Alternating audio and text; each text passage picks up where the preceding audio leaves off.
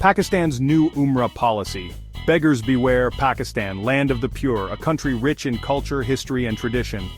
From the bustling streets of Karachi to the serene valleys of Swat, Pakistan is a land of contrasts and beauty, home of strict new Umrah rules. Yes, you heard that right. The sacred journey to Mecca, known as Umrah, now comes with a new set of regulations. You heard right, folks. Apparently, begging while on a holy pilgrimage is a major concern in the Islamic Republic. The sight of beggars in the holy city has raised eyebrows and prompted action, so much so that our government has implemented a policy to stop this heinous crime. The authorities are determined to maintain the sanctity of the pilgrimage by ensuring that only those who can afford it make the journey. Forget inflation, unemployment, or the fact that our politicians seem to be living in a different tax bracket. While these issues continue to plague the nation, the focus has shifted to a different kind of crisis. Beggars in Mecca? Now that's a national crisis. The government believes that addressing this issue is crucial for the country's image and the sanctity of the pilgrimage. This new policy requires citizens to prove they have enough money before going for Umrah. It's a measure aimed at ensuring that pilgrims can sustain themselves without resorting to begging. It's like a spiritual bouncer at the gates of Mecca, checking if you've got enough rials to get in. The policy has sparked a debate, with some praising it as a necessary step, and others criticizing it as an additional burden on the faithful. Religious scholars and community leaders have weighed in, offering their perspectives on the new regulations. Some argue that it upholds the dignity of the pilgrimage, while others feel it may deter genuine worshippers. As the debate continues, one thing is clear: the new Umrah policy has added a new layer of complexity to the spiritual journey. Pilgrims must now navigate not only their faith but also their finances to fulfill their religious obligations.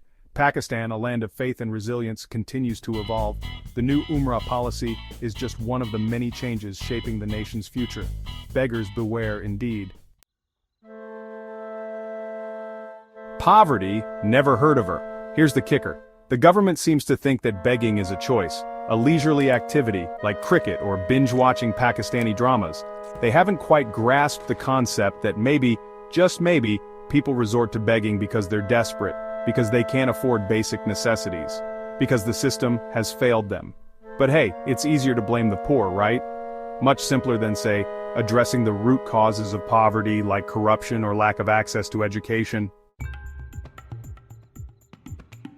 Rules for thee, not for me. And the irony just keeps on giving. While ordinary citizens are being scrutinized for spare change, our esteemed politicians continue to enjoy their lavish lifestyles. Private jets, luxury cars, shopping sprees in Dubai. It seems like the rules don't quite apply to them.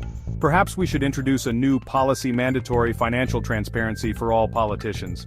Let's see how much they have in their offshore accounts before they lecture us about the sanctity of Umrah.